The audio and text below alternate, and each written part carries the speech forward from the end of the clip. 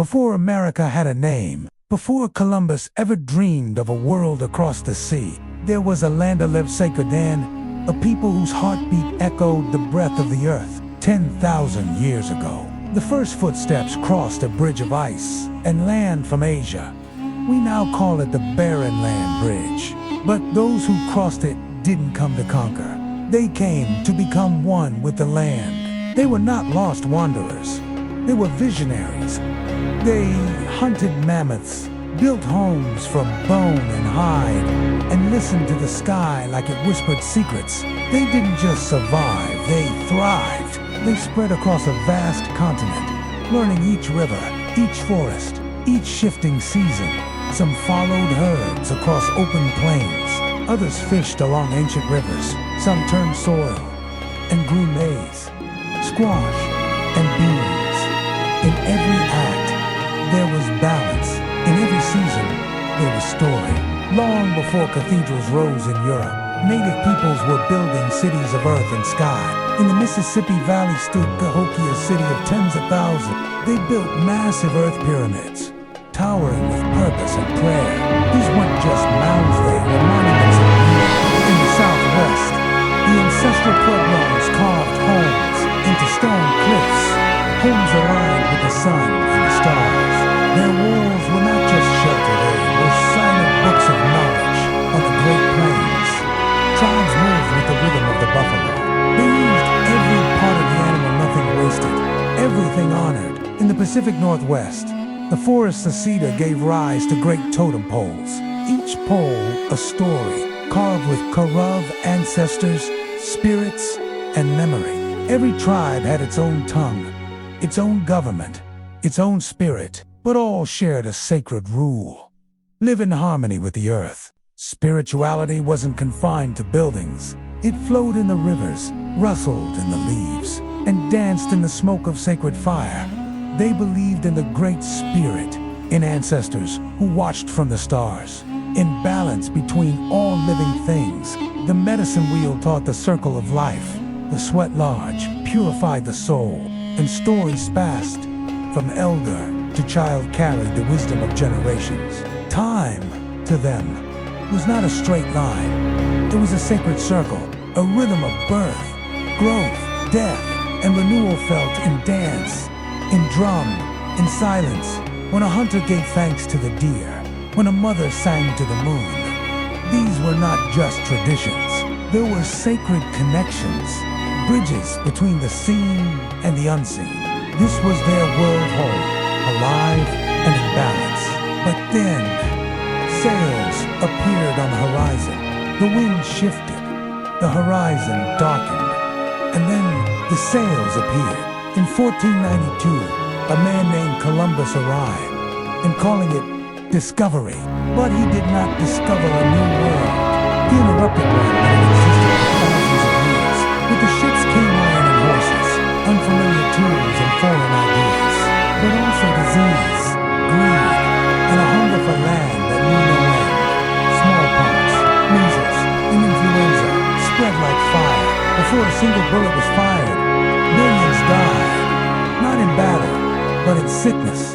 Entire villages disappeared into silence, and still more came, seeking gold, seeking glory, seeking God, but forgetting humanity. What was offered in trade was often taken by force. Land was claimed with ink and violence. Maps were drawn lines, sliced through sacred ground, and all the while, native voices were ignored or silenced. Centuries of broken promises began. Treaties made in good faith were torn apart by greed. Agreements signed with honor were erased with the stroke of a pen. In the 1830s, a cruel law was passed, the Indian Removal Act. The U.S. government ordered entire nations to leave their homelands, not by choice, by force. The Cherokee, Creek, Seminole, Chickasaw, and Choctaw were among those forced to walk hundreds of miles with no homes, little food, and harsh winters. Over 4,000 Cherokee people died on that journey. They called it the Trail of Tears. But even as they walked, broken in body, they sang, they remembered. They held on to the names of their ancestors and whispered their stories to the wind. They were told to move west, but the line always moved. With every mile they walked, the land behind them was taken, and the land ahead, never truly theirs. Still, they did not disappear. From this pain, from this a flame that would not go out, not in the snow, not in the silence. They were pushed, displaced, betrayed, but they did not vanish. They rose from the Great Plains. The heartbeat of resistance thundered. Warriors who did not fight for conquest. They fought for survival, for dignity, for the right to exist. Their names are carved into memory. Crazy Horse, Sitting Bull, Red Cloud. These were not just warriors. They were protectors of a way of life, of lands passed down through generations, of stories that still echoed in the canyons. In 1876, a moment came rare and unforgettable. The Battle of Little Bighorn. General Custer led his men into what he thought would be an easy fight. But the Lakota, Cheyenne, and Arapaho stood together. They pushed back with strength and unity, and Custer fell. For a brief moment, the earth stood still. The invincible had been defeated. The world was forced to look and listen. In the South, Geronimo led Apache resistance through mountains and deserts. For years, he fought against impossible odds, not out of hatred, but to defend his people's right to live free. In the East, Tecumseh dreamed of unity, a great alliance of native nations, standing as one, not to destroy but to protect what was sacred. These leaders bled and battled, but their greatest strength wasn't just in weapons, it was in memory, in identity, in refusing to forget who they were, even as their numbers dwindled, even as their lands were swallowed. The stories lived on, a drumbeat in the dark, a song sung in secret, a child taught a name in the old language. These were acts of defiance, of hope. They were told, "You are defeated." But the spirits whispered back, "We are still here." When the guns grew quiet, a new war began. One without battlefields, one that targeted not the body, but the soul. It was the war of oration. In the late 1800s, a new strategy was born. Kill the Indian, save the man. The words of a government official, spoken like a verdict. Boarding schools were created, and native children were taken from their homes, sometimes by force, sometimes by fear. They were stripped of their names. Their braids were cut, their language forbidden, their culture labeled savage. Children as young as 4 were punished for speaking their mother tongue, beaten for practicing sacred traditions, made to pray in foreign ways, in foreign words, to foreign gods. They were taught to be ashamed of who they were, taught to forget. Some came back years later, silent, looking into the faces of their own families and feeling like strangers. Others never came back, but inside those small hearts, something refused to die. A memory, a song half remembered, a dream whispered in the dark. Even in the cold, gray walls of those schools, the spirit of their ancestors stood beside them. And when they returned, the elders waited, not with blame, but with love, ready to rebuild, ready to remember. The pain of that silence would echo for generations, but so would the strength, because a culture can be buried, but not destroyed. The drum was still beating, the stories were still breathing, and the fire though dimmed to us, not out. The silence lasted for years, a silence shaped by sorrow.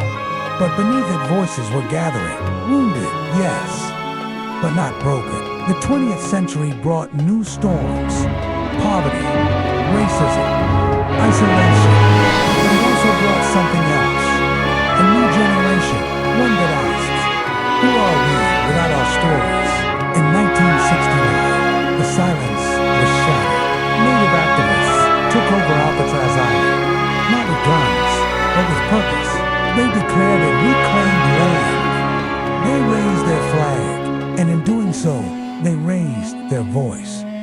It was more than protest. It was a return a spiritual uprising, a call to the world. We are still here. The American Indian movement was born. They marched on Washington. They stood at Wounded Knee, not in mourning, but in defiance. They said, "You will no longer write our story without us."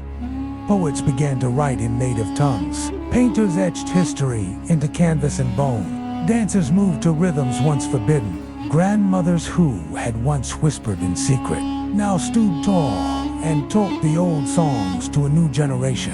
Language schools opened. Tribes began recording oral histories. Ceremonies returned to the open air. The world had tried to erase them, but here they were, alive, loud, unafraid. For the first time in centuries, the world had to listen, not to pity, but to understand, not to rewrite, but to respect. This was not a comeback. It was a return to self, to spirit, to sacred ground. This is not ancient history.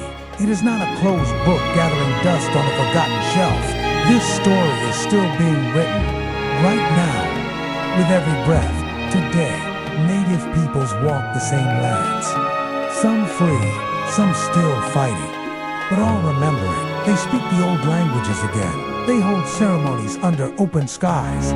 They teach their children the names once taken from their grandparents. Yet standing rock, they stood like their ancestors once did, not with weapons, but with prayer, with songs, with courage.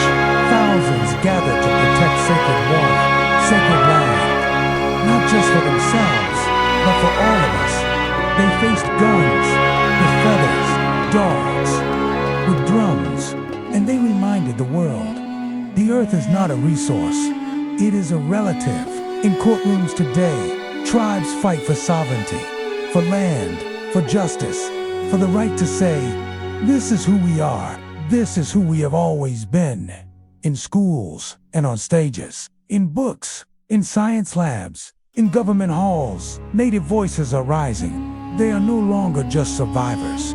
They are leaders, artists, senators, teachers, protectors of memory, and architects of the future. Every sunrise over Lakota land, every Inuit child learning the songs of Snook, every Navajo grandmother teaching her grandchild the language of the stars. That is history still breathing. This is not a story of extinction. It is a story of roots too deep to pull, of voices too true to silence. The pain was real, but so is the pride. The oppression was brutal, but the spirit unbreakable. So when you walk this land, know this. You walk across stories. You walk on memory, on sacred ground, on the bones of warriors and the songs of children not yet born. Honor the past, learn the truth, and carry the story forward, because the Native American story is not just in the past, it is alive, in the drumbeat of the earth, in the wind through the trees, in the footsteps of those still dancing beneath the stars. Listen closely, the story is still being written. History is not just what happened, it's what lives on, in memory, in blood, in breath. The story of Native America is not a chapter behind us. It's a current beneath us, flowing still, in every drumbeat, in every prayer, in every child, learning their first word in the old tongue. The story moves forward. We do not walk alone. We carry their strength, their loss, their love, their legacy. So let us not just remember. Let us honor. Let us learn. Let us listen. And above all, let us carry the story forward.